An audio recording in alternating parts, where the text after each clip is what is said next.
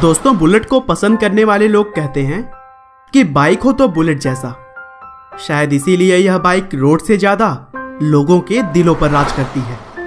और इसके ऐड हम भले ही टीवी पर ज्यादा न देखे हों, लेकिन इस बाइक की ताकत से कोई भी अनजान नहीं है। जी हाँ दोस्तों, मैं बात कर रहा हूँ रॉयल एनफील्ड की, जिसके न सिर्फ भारत में बल्कि पूरी दुनिया में करोड़ों फैंस हैं। और इस ब्रांड की लोकप्रियता का अंदाजा इसी बात से लगाया जा सकता है कि रॉयल एनफील्ड के कस्टमर्स इतने ब्रांड लॉयल होते हैं कि इसके नई बाइक के लिए वे कई महीनों तक वेट कर सकते हैं।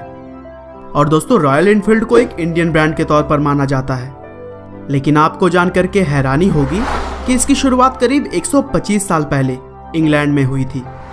और फिर आगे चलकर यह भारतीय ब्रांड कैसे बना, इसके पीछे भी बड़ी दिलचस्प कहानी है। तो चलिए दोस्तों, लोगों के दिलों पर राज करने वाली इस ब्रांड की सक्सेस स्टोरी को हम शुरू से जानते हैं। दोस्तों, रॉयल एनफील्ड की शुरुआत अल्बर्ट एडी और R.W. स्मिथ ने साल 1892 में किया था। और उस टाइम इस कंपनी का नाम था एडी मैन्युफैक्चरिंग लिमिटेड, जो कि रॉयल स्मॉल आर्म फैक्ट्री के लिए बंदूक के छोटे छोटे पार्ट्स बनाने का काम करती थी।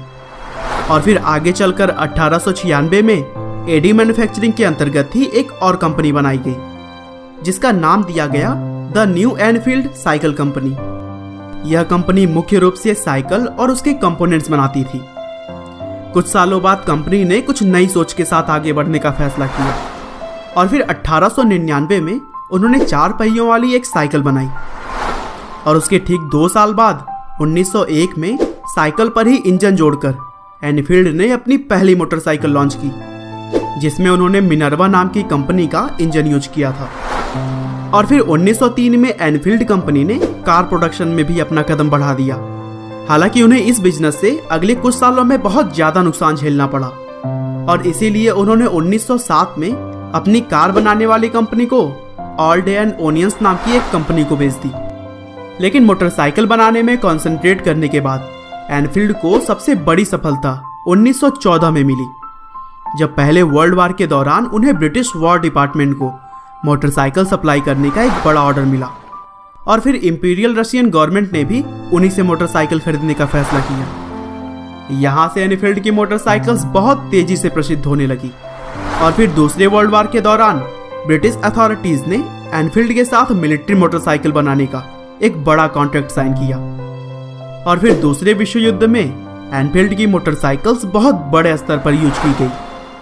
इंडिया में रॉयल एनफील्ड को 1949 में लाया गया था।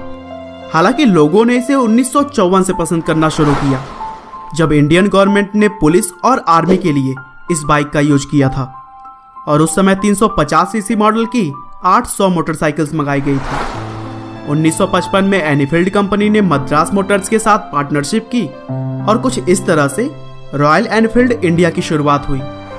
मद्रास मोटर्स ने पहली बार 350 सीसी की रॉयल एनफील्ड मोटरसाइकिल बेची, जिसके कंपोनेंट्स वे इंग्लैंड से मंगाते थे। और फिर 1962 में मोटरसाइकिल्स के सभी कंपोनेंट्स इंडिया में ही बनने लगे। हालांकि आगे चलकर एनफील्ड इंग्लैंड को जबरदस्त घाटा हुआ और इसीलिए 1971 में वह कंपनी बंद करनी पड़ी। लेकिन भारत में मोटरसाइकिल्स का प्रोडक्शन जारी रखा गया।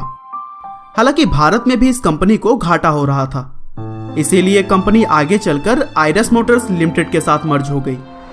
और फिर आयरस ग्रुप के मालिक विक्रम लाल के बेटे सिद्धार्थ ने साल 2000 में आउटलेट्स और मार्केटिंग के दम पर फिर से इस मोटरसाइकिल्स की सेल बढ़ा दी, क्योंकि उन्होंने समय के हिसाब से डिजाइन में परिवर्तन किया था।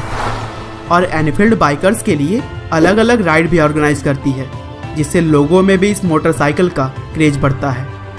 और आज के समय में एनफील्ड की मोटरसाइकिल्स केवल भारत में ही नहीं, बल्कि America, south Africa, Australia, Indonesia जैसे 50 से ज्यादा देशों में बेचे जाते हैं। 2013 में एनफील्ड के कुल 81,446 मोटरसाइकिल्स बिकी, तो वहीं 2014 में 51% ग्रोथ के साथ कुल 1,23,018 मोटरसाइकिल्स बेची गई।